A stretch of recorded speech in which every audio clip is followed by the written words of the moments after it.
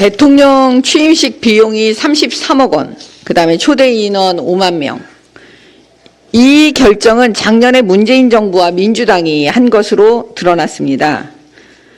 당초 문재인 정부는 정부에서 제안한 액수가 40억 원이었다고 합니다. 그 당시 여론조사에서 이재명 후보가 윤석열 후보를 크게 앞설 때라고 합니다. 그 다음에 33억 원으로 된 건 그 당시 여론조사에서 윤석열 후보가 다시 이재명 후보를 앞질렀을 때였다고 합니다. 아무튼 결론은 뭐냐? 취임식에 이 들어가는 비용과 이 설계에서 윤석열 당선자가 1원도 개입한 바가 없다는 것입니다. 이게 팩트이죠. 민주당 대변인이 이렇게 말을 합니다.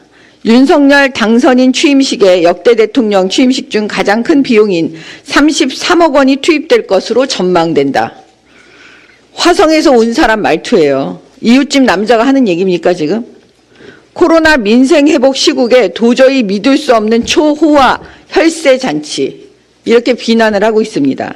자기들이 해놓고. 윤호중 비대위원장, 이분은 지금 민주당 대표입니다. 진시황 즉위식도 아닐 텐데 윤석열 당선인의 초호화판 취임식, 국민 한숨이 깊어간다. 저 이 얘기를 듣고 제 한숨이 깊어갑니다. 또 있습니다. 지금 민주당은 특급 호텔 만찬이다, 신라 호텔 만찬이다, 이 취임식 만찬에 대해서 비난을 하고 있습니다.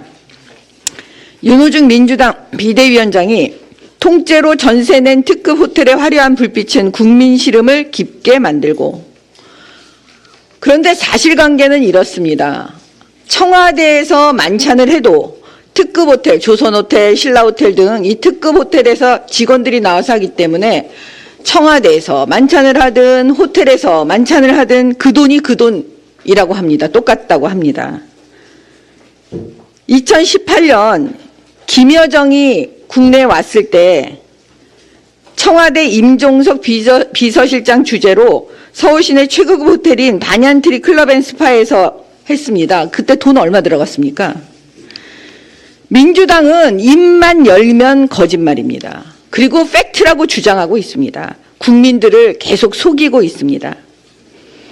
이제 검수완박이라는 방탄조끼를 스스로 만들어 입고 이재명 전 후보께서는 국회로 오기 위한 과정을 지금 또 만들고 있나 본데, 문재인 대통령과 이재명 전 후보 요즘은 발 뻗고 주무십니까?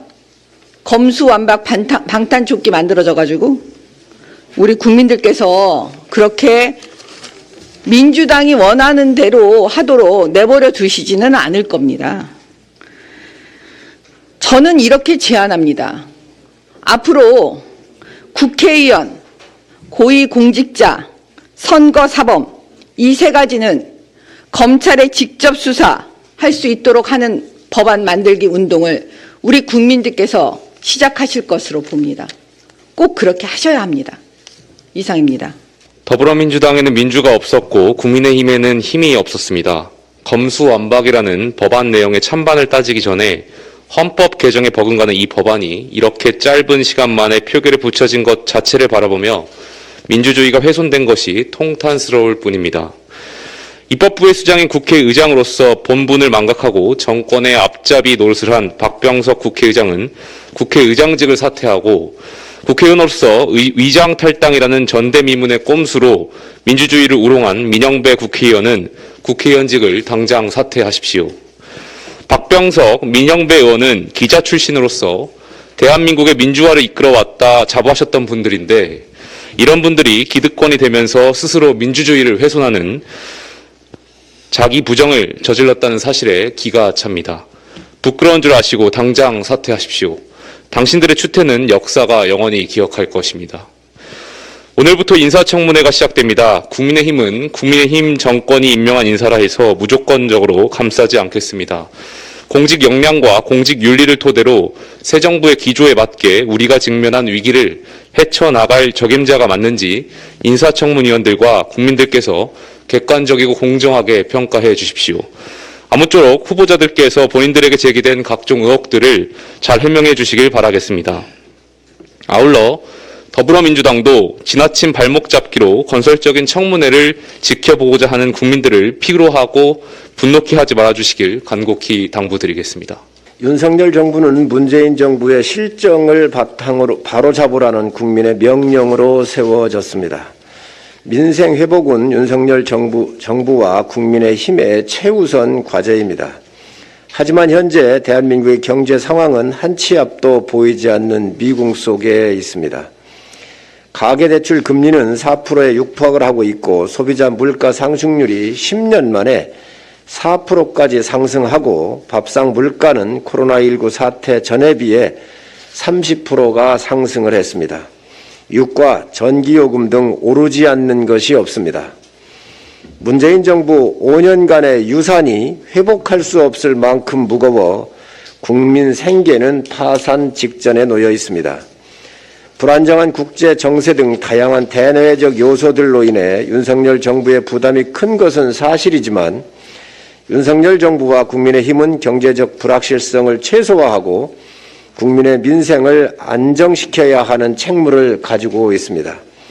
특히 윤석열 정부 출범 즉시 추경을 통해 실시될 코로나19 소상공인 자영업자 대책은 포스트 코로나 시대의 중요한 출발점입니다. 국민의힘은 코로나 피해 보상의 사각지대에 있는 여행업, 공연업 등에 대해 정부의 손길이 닿을 수 있도록 힘을 보태겠습니다. 국민의힘 정책위는 각 상임위별로 인수위와 긴밀히 협의하여 빠진 대책이 없는지 점검하고 필요한 입법 사항을 챙기겠습니다. 또한 현장에서 국민의 목소리를 듣고 정책화하여 신속하게 집행하는 당정 간 정책 프로세스를 구축해 나가겠습니다. 국민의힘은 코로나의 피해 회복뿐만 아니라 윤석열 정부의 약속이 반드시 지켜질 수 있도록 최선을 다하겠습니다. 사무총장입니다. 국민의당과 합당 경과에 대해서 보고드리겠습니다.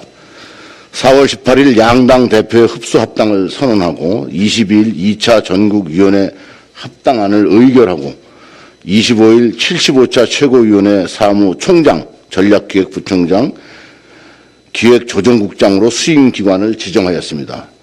우리 수임기관은 국민의당 최연숙 사무총장, 유주상 사무부총장, 박혜경 총무팀장으로 구성된 국민의당 수임기관과 4월 28일 오후에 합동회의를 실시했습니다.